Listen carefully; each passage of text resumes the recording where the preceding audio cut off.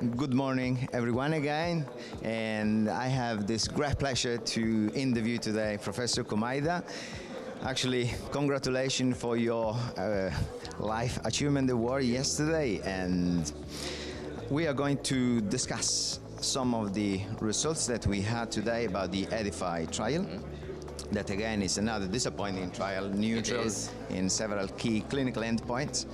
And now, as far as I understood, HFA is a very heterogeneous population, but perhaps do you think that some of these different patients, perhaps those with diabetes or COPD or I don't know, might benefit from a slower heart rate, or what's your impression about this? Well, it is difficult to answer your question. We were actually very disappointed by these neutral results.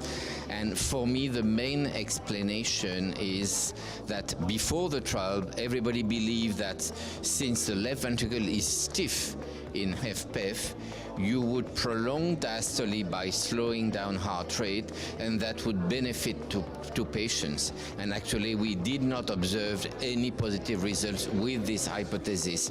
And for me, the most likely hypothesis is that if you have an advanced HFpEF with marked fibrosis, the stroke volume cannot increase because the ventricle is too stiff to dilate when you slow down heart rate. And so therefore, cardiac output, which is a product of stroke volume by heart rate, is reduced because stroke volume does not increase and heart rate goes down. And we didn't know that before doing the trial.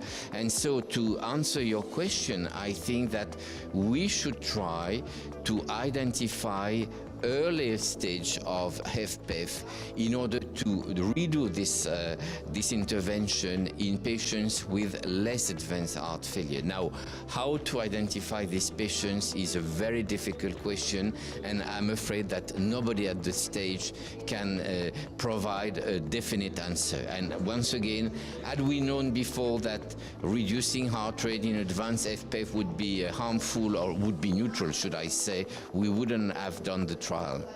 Okay, actually, I must admit, we struggled to recruit in this trial, perhaps because many patients were already treated with beta blockers and very low heart rate. So, shall we speed the heart rate? I wouldn't go to this end, because we had a heart rate which was on average 75, which is rather high by usual standards. So I think that we show that reducing heart rate is not beneficial. We have absolutely no evidence that increasing heart rate would be beneficial. So I would not go to that point. Okay. And we still don't know, perhaps, what is the optimal heart rate in these patients? That's a very good question, actually. Maybe the optimal heart rate in HFpEF is different from what is observed in HFrEF. And this morning, you may have noticed that there was a very interesting meta-analysis of beta blockers made by John Cleland and co-workers. And they looked at the differential effect of beta blockers in HFrEF in sinus rhythm, HFrEF in atrial fibrillation, and they showed that in atrial fibrillation, beta blockers do not improve outcomes. So maybe there is something different again between HFpEF and HFrEF in terms of optimal heart rate. That's good. It's very exciting for us. So we will spend some time in the next, the steps of our career, I think, as young investigators. And I have another question. So I noticed that the treatment with ivabradine led in these patients to an enlarged left atrium. So is this matter of chance, or is this an effect of slowing the heart rate, or is an effect of the ivabradine, perhaps?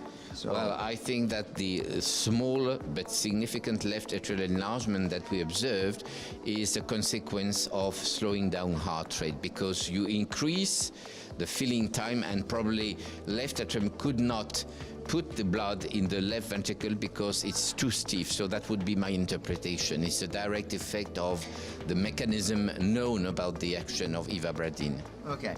Now, CVCT is focusing on clinical trial, and as young investigators, we would like some suggestions from the experts to, let's say, improve the way we might design the future trials in HFpEF. So what would you suggest me and the colleagues of my age? I would suggest to sit around the table and review all the published trials in FPEF, because once again, I'm afraid that we have enrolled, well, one, the diagnosis of FPEF is challenging. It's difficult because you need several components, and some of these are quite subtle.